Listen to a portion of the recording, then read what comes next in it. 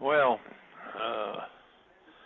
why don't we back up to get to how that came to be? And it started off on the 20th of May.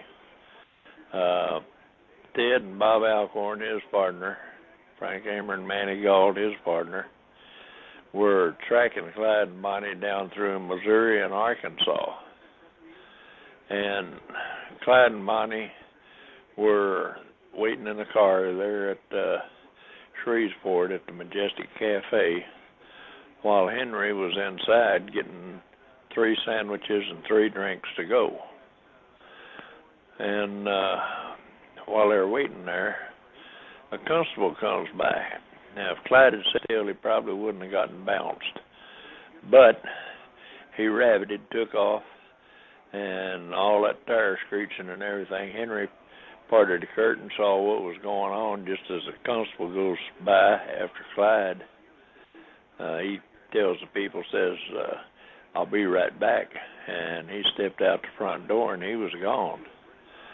And 4 hours after that happened, the 4 Texas officers checked into the Shreveport Inn where they always spent the night when they were in town. They didn't know that they were only 4 hours behind Clyde and Bonnie at that time. They found out the next morning when they called Dallas. Dallas told them to see the man. And they went and saw the sheriff, and he reported what the constable had reported. So they go down to the cafe, interview the people, get the story of what happened, found out that the lady that waited on Henry was the late waitress. They asked the people if they could call her and see if she could come in. Well, the people did, and the lady did. When she walked in, Ted fanned out a bunch of mug shots on the countertop, and the lady went straight to Henry. When she did, Bob Alcorn looked at Ted and says, okay, they're separated now. We know where they'll be going. Because they knew where the Methvin house was down south of Gibbsland down there. And Henry was probably going to be trying to get home or such as that. Clyde and Bonnie would be trying to get down there to get back in touch with him.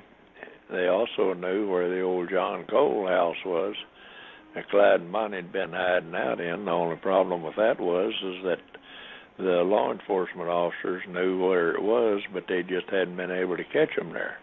So the officers are all headed over to Arcadia to see the sheriff. And over here between Dixie Inn and Mendon, they were building a new bridge over Dorsheet Bayou on old Highway 80 there. Had a big shoe fly going around it. And just as Ted and Bob Alcorn in the lead Texas car hit the west end of the shoe fly heading eastbound, Clyde and Bonnie hit the east end heading westbound. They met right in the middle, but they couldn't do anything about it because if they'd opened up on them, they'd have killed half the people working on that bridge up there. They went on over to Arcadia, got with the sheriff, told him what they had found out in Shreveport, and that they knew they were still in the area because they had just met them, but they were hemmed up and couldn't do anything about it. The sheriff says, yeah, he says, I know that old man. He's a wood hauler. He's rough, tough, raw, not really well thought of. But I know that only road in down there, and I know where he lives, and I know the best spot to set up. So they get themselves a bunch of sandwiches and drinks, and they go down there and park the cars off out in the woods and set up. Now, this is on the afternoon of the 21st. And they don't have a trap. If Clyde had come down through there driving the way he normally did at 70 to 90 miles an hour, they'd have had a skeet shoot.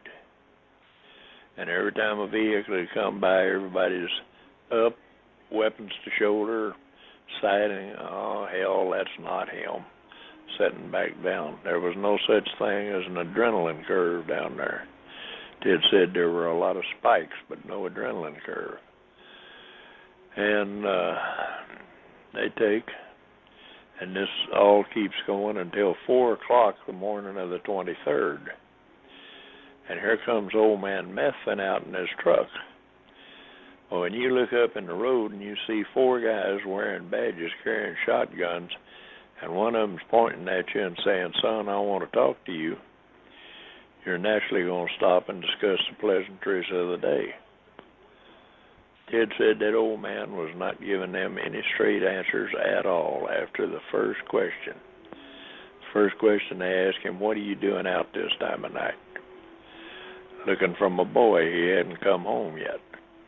Ted said that was the only straight answer they got. Everything else was a bunch of BS. So they take him off out there 75 foot behind the firing line and handcuff him to a tree. Now, Ted says the old man was not a willing participant. He was definitely an unhappy camper and had a voice like a bullfrog. And Bob Alcorn turns the truck around, sets it as a semi-obstacle to the southbound lane. He jacked it up, took a wheel off of it, and then they all sat back down in the bushes because now they had a trap. That old man didn't realize it, but he unwittingly and unknowingly gave them the key to the lock of the trap.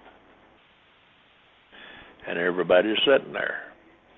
And at 9 o'clock that morning of the 23rd, Clyde pulls up to Ma Canfield's Cafe here in Gibson. Bonnie stays in the car. He gets out, goes in, gets 2 sandwiches to go. At that same 9 o'clock, the officers down there are having a conference. And Bob Alcorn says, "Fellas, what are we going to do now? We've been here 2 days and 2 nights, and the only thing we got to show for it is that damn mad old man back there." They decided they were going to give it 30 minutes. Well, Clyde, he takes off from the cafe, goes down through there, and Bonnie has time to take 2 bites. Clyde drives 7 miles, and they met their maker at 9:15 in the morning. Had they been 20 minutes late, the law enforcement would have missed them because they would have already pulled out. And that is what actually happened down there.